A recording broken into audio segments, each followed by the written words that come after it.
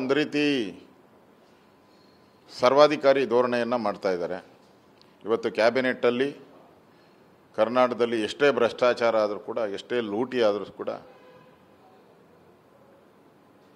CBI ತನಿಖೆ ಆಗಬಾರ್ದು, ಲೂಟಿಕೋರರಿಗೆ ಒಂದು ಸ್ವರ್ಗ ಆಗಬೇಕು ಕರ್ನಾಟಕ, ಆ ರೀತಿಯ ತೀರ್ಮಾನವನ್ನು ಇವತ್ತು CBI ಕರ್ನಾಟಕಕ್ಕೆ ಬರಬಾರ್ದು ಅನ್ನೋ ರೀತಿಯಾದಂಥ ತೀರ್ಮಾನವನ್ನು ತೆಗೆದುಕೊಂಡಿರುವಂಥದ್ದು ಸರ್ಕಾರಕ್ಕೆ ನಾಚಿಕೆಗೇಡಿನ ಸಂಗತಿ. ಯಾಕಂದರೆ ಈಗಾಗಲೇ ವಾಲ್ಮೀಕಿ ಹಗರಣ, ಮೂಡ ಹಗರಣ, ಹಲವಾರು ಹಗರಣಗಳಲ್ಲಿ ಈ ಸರ್ಕಾರ ಸಿಕ್ಕಾಕ್ಕೊಂಡಿದೆ.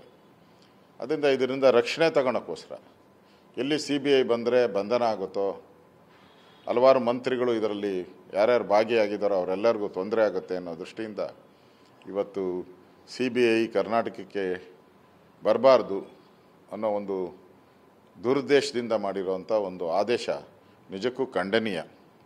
ಹಿಂದೆ ಲೋಕಾಯುಕ್ತ, ಅದೇ ರೀತಿ ಸಿದ್ದರಾಮಯ್ಯನವರು ಮುಖ್ಯಮಂತ್ರಿಯಾಗಿದ್ದಾಗ ಲೋಕಾಯುಕ್ತವನ್ನು ರದ್ದು ಮಾಡಿ ACBನ ತಂದರು.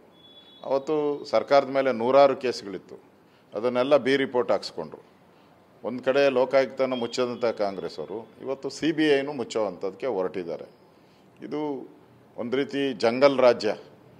ಯಾವ ರೀತಿ ಹಿಂದೆ ಲಲ್ಲು ಪ್ರಸಾದ್ ಯಾದವ್ ಇದ್ದಾಗ ಬಿಹಾರ ಹೆಂಗಿತ್ತೋ ಜಂಗಲ್ ರಾಜ್ಯ, ಇವತ್ತು ಕರ್ನಾಟಕವನ್ನು ಜಂಗಲ್ ರಾಜ್ಯ ಮಾಡ್ತಾ ಇದ್ದಾರೆ.